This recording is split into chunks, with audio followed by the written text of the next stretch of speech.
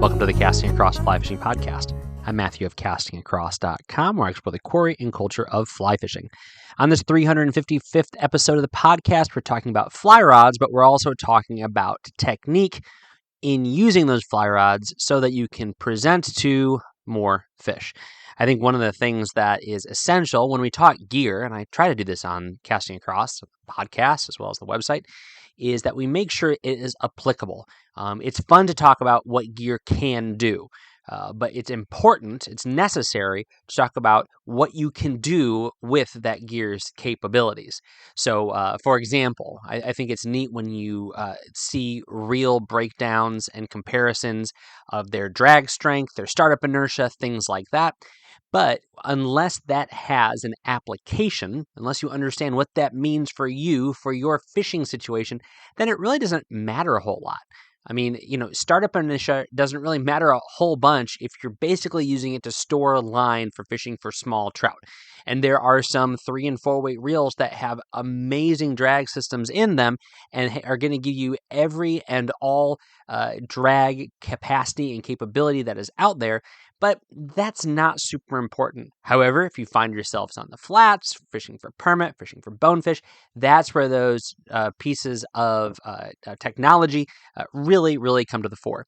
And so I think that's why it really matters, not just that you know what the benefits of a particular piece of gear are, equipment is, but how and why that matters to you. And so we're going to do that today in talking about one aspect of fly rods, which is fishing with long fly rods. Fishing with long fly rods. Now, what do I mean when I say long fly rods? Well, in one sense, this is a little bit subjective.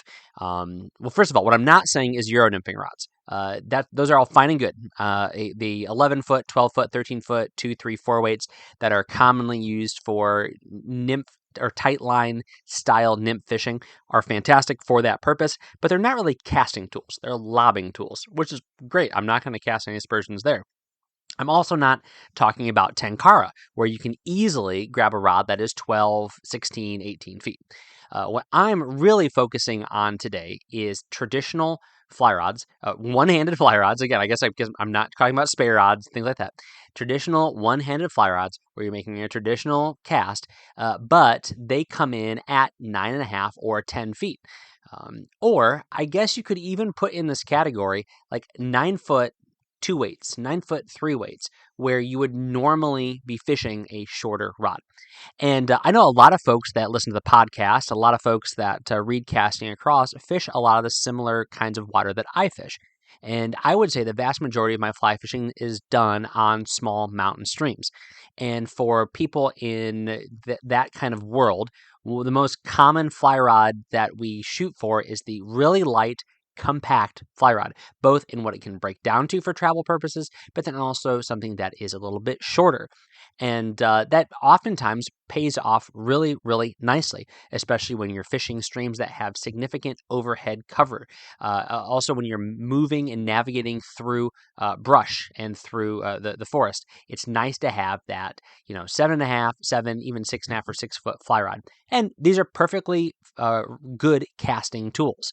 However, I think there's a time and a place, and I've written on this extensively, for that 9-foot 3 weight. And I just think of my favorite streams up in the White Mountain National Forest, where I live here in New Hampshire. There are the wide floodplains on a lot of these rivers, which means that I have all the room in the world to make casts. I'm still fishing those tiny little dry flies. I'm still fishing little, maybe even a small nymph rig, or I'm fishing a small streamer because I'm going for, those 6, 8, and really big 10-inch brook trout. However, having that 9-foot rod allows me to do a little bit more. And so that's one of the things that I wanted to talk about today. And I'm going to talk about it in really 3 different ways, really focusing on 3 different aspects of presentation. And so the first one is actually going to pick up on that example I was using just a moment ago, which is when you have overhead clarity, you have an unobstructed area in which you can cast. Having that long rod allows you to do a few more things. It allows you to have a longer casting stroke, which allows you to minimize the imperfections in your cast.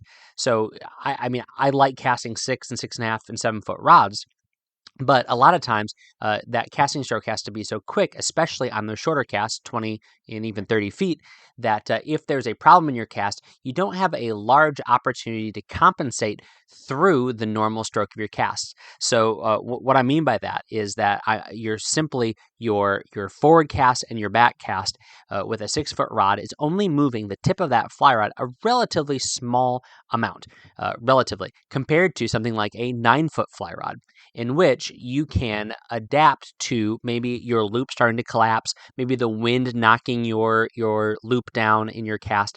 You're able to adjust with applying a little bit more power, and because that power translates up those 9 feet, now you have a little bit more energy. Now, the same thing is true, not just fishing a small mountain stream for, brookies or cutthroats or whatever, but if you are on a larger river, and you are fishing a 9.5 or 10-foot fly rod, you have that same benefit. Now, there are drawbacks to this as well. For example, if it's a really, really windy day, now you have that problem that you have to deal with. But generally speaking, this is a great way to kind of hammer out some imperfections in your cast as long as you are a proficient caster. So that's the first thing. The first benefit, I think, of fishing a longer fly rod for your circumstances. So again, that might only be a 9-footer if you are fishing a place where you have traditionally routinely fished the shorter fly rods, or bumping that extra 6 inches to a foot onto your fly rod if you want a little bit more of a stroke to your cast. Now, I just want to make it very clear, this does not mean there's any kind of disadvantage to fishing a 9-foot fly rod, but this is why these rods are made and why they are beneficial. So that's the first thing. You have a little bit more flexibility in your cast. I'm not going to necessarily argue that you can make longer casts with a longer fly rod, because, again, the flex of the rod is going to be really what determines the power that you can put into that cast more than the length of it. And, of course, it all comes down to skill. But kind of summarize that first point, you have a little bit more of an option in how you deal with imperfections in your cast with more length to a fly rod. That is also why even folks who I know are going to be wanting to fish small streams, I still get them out there with an 8.5 or 9-foot rod on the grass to practice, because it allows for better feel, it allows for better mechanics, it allows for just kind of getting the fundamentals down before you get into a game day situation. I would say a similar example would be, when you are a quarterback and you are practicing throwing, you're practicing your throwing mechanics without somebody rushing you.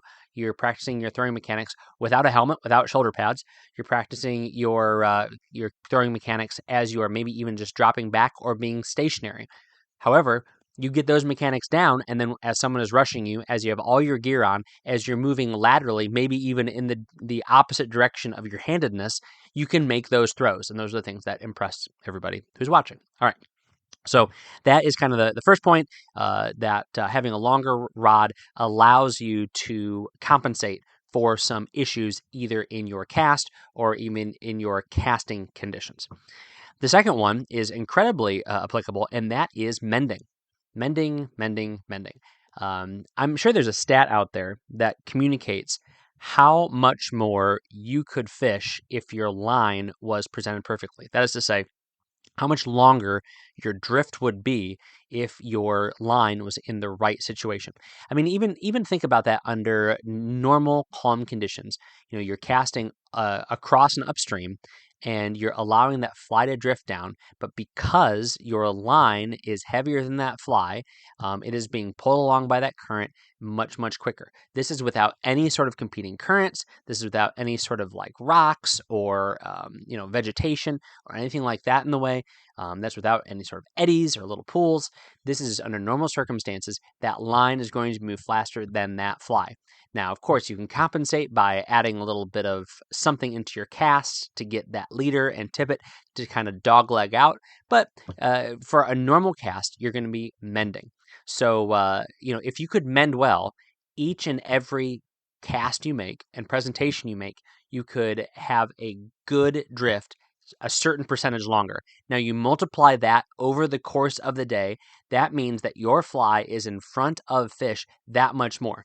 I don't know what it is. Off the top of my head, I'm going to say something to the effect of 15% for somebody who is doing a good job and staying on top of it. It's probably can be higher for those who are very, very skilled, and much, much, much, much lower for the rest of us who are making just kind of quick, pragmatic casts and then not mending because we are staring mouth agape at our fly and willing fish to come up and bite it. But if you have a longer fly rod, mending is often much, much easier. And this is because you can do more with it. You can simply use the tip of that rod to move the belly of your line as it goes from the tip of your rod down to where it makes contact with the water. But then also you have the ability to sweep that line a little bit more. And you can do that with the tip of the rod simply by moving your wrist, or you could do that with the tip of your rod and the length of your rod by moving your entire forearm kind of at the elbow and shoulder.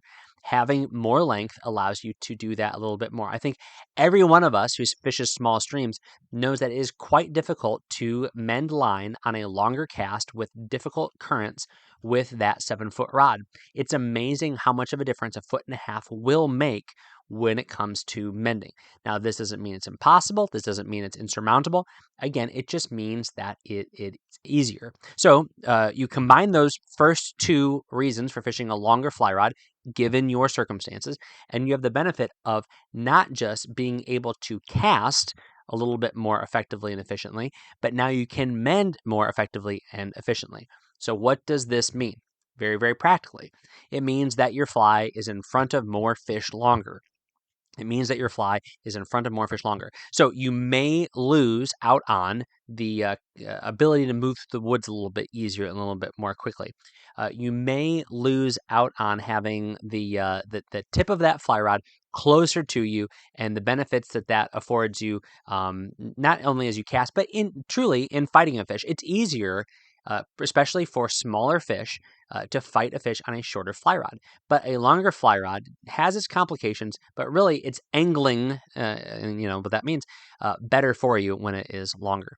So those are the first two.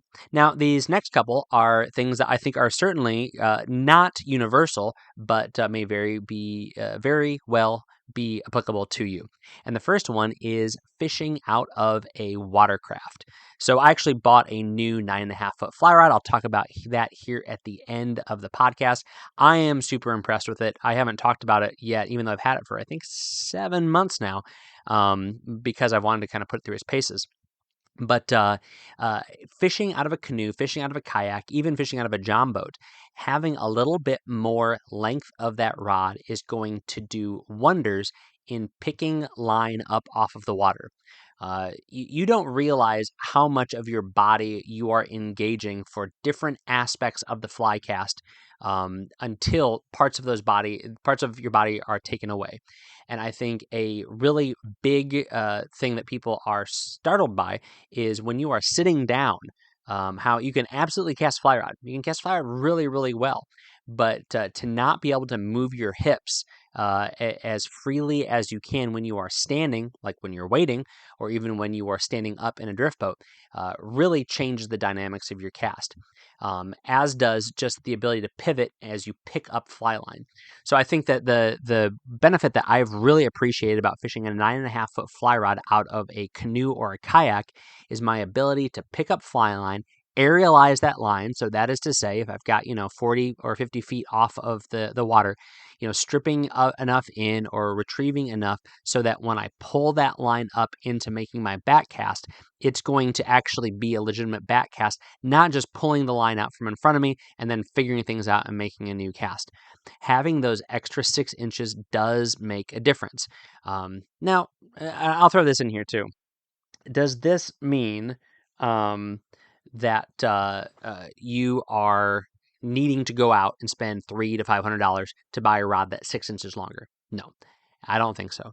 But what this does mean is that you need to be aware that if you are coming to a point where you're making a purchase, then those extra 6 inches may really be beneficial for you if you find yourselves cruising around a pond, if you find yourself in a canoe paddling down a river. And this is true for trout. This is true for bass. This is true for any kind of fish that you're going to find yourself fishing for.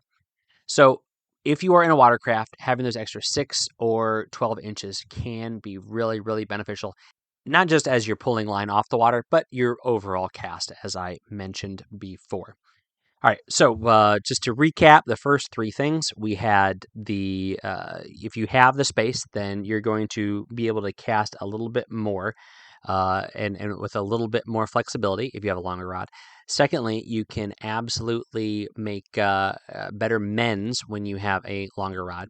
Thirdly, it's a great way to pick line off of the water if you are in a situation where you are in a boat, or I would even say, and I didn't mention this earlier, wading a little bit deeper. And here's the last one. It's a real shocker. You can do better tight line nymphing. I know that's a very simple thing, but if you want a rod that can do it all, the amount of opportunities presented to you by adding 6 inches to a foot to your normal 4-weight, 5-weight, 6-weight, whatever your trout rod is going to be, is going to give you some of the benefits that you would have fishing a Euro nymphing rod. Now, it might not have that delicate tip. It might not be weighted the same, but you can easily compensate for that. And again, this is one of those things where you can buy one rod that does a lot of things, or 2 rods that do a couple of things. Having that 10-foot 5-weight that is a great dry fly rod, but then also throwing on a different reel with a different line, and it may be even that reel weighs a little bit differently so that it balances a little bit more rear heavy towards your hand, your body, your reel. Now you can do some of that tight line nymphing. And that's not even necessary. You can do tight line nymphing, and I know we need to hear this with our consumer-driven culture, both fly fishing culture and culture at large. But you can do tight line nymphing with normal fly fishing stuff, normal gear, your normal weight forward line, and just a few modifications to your leader and tippet. But having those 6 inches gives you a little bit more reach. Having those 12 inches gives you even a little bit more reach. There are plenty of Euro nymphing rods that are only 10 feet long. So by you fishing that 10-foot kind of all-around rod, now you are getting to that same reach. Might be not built the same, maybe not balanced the same, but it gives you that similar reach. And then, of course, you have all the benefits that come with that. So all that to say, I've been asked this question before, like why would I want to get a longer fly rod? We've got 9-foot kind of ingrained in us as like that's as long as a fly rod should be. Anything else is like weird or novel or whatever. Well, that shouldn't be the case. It's certainly true that 9 is the most common, but there are plenty of longer rods, and the reasons I've enjoyed them, as I said before, one, when I'm fishing for brook trout, and I have an open canopy above me, I just really enjoy that casting and the mending and the fish fighting that comes with having that longer rod. And actually, I will say, people always say, "Oh, I want that 2-weight so I can feel that fish fighting," and I've talked about how that's kind of silly logic. That's a little bit strong. I'm sorry. It's a little bit of an overstatement that you're not going to feel a fish on a 4-weight and it's going to feel like you're fighting a whale on a 2-weight. It's a little bit of an overstatement. But if you really want to feel that fish, fight, then fight him on a 9-foot rod as opposed to a 6-foot rod. There's more bend. There's more flex. So anyway, that's one of the reasons why. The second big reason why is when I'm on watercraft or I'm wading deep. So watercraft or wading deep, which translates into the third. I didn't allude to this before. It's been very freshwater focused. But when I am walking and wading the beach, like say here in New England fishing for stripers, having a 10-foot fly rod allows me to have more reach, allows me to translate more power into my cast, and especially with modern fly rod technology, a good stroke on that cast on a 10-foot fly rod is going to help you punch that 8-weight, 9-weight, 10-weight line up into the air as you're being crashed on by waves a little bit better than a 9-foot rod. Again, once the wind comes in, it changes the dynamics, but that's a whole other conversation.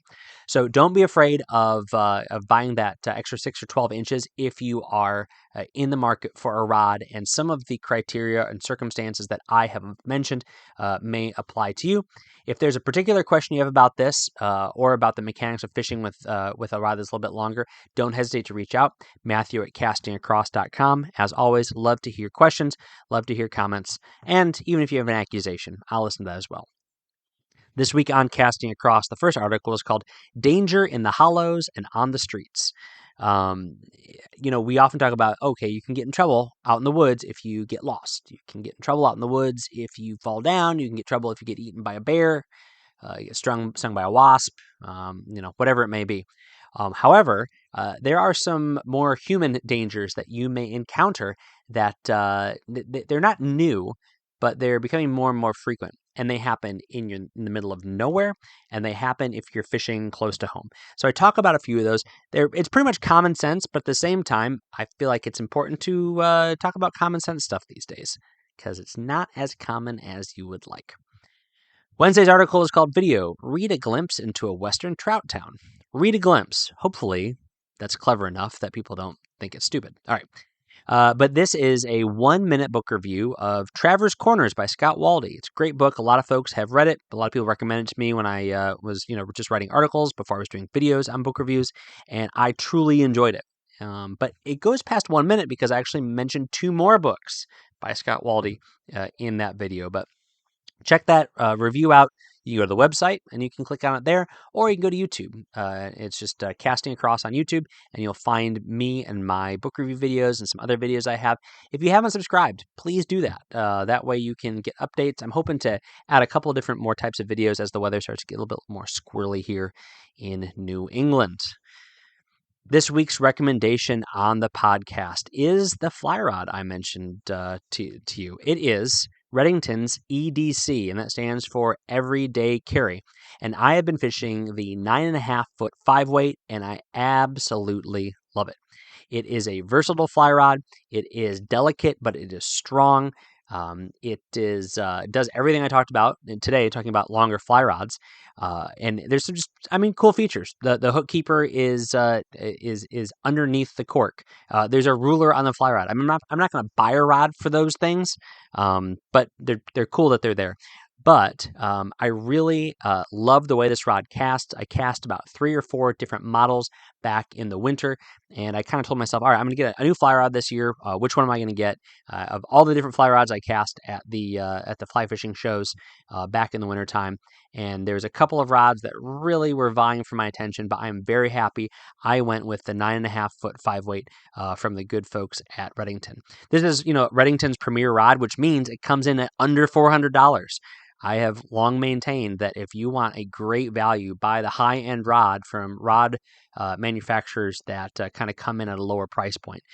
Really, really enjoy the fly rod. If you have more particular questions about this rod, then do let me know, or the series as a whole, because I think I've cast, like I said, 3 or 4 different models.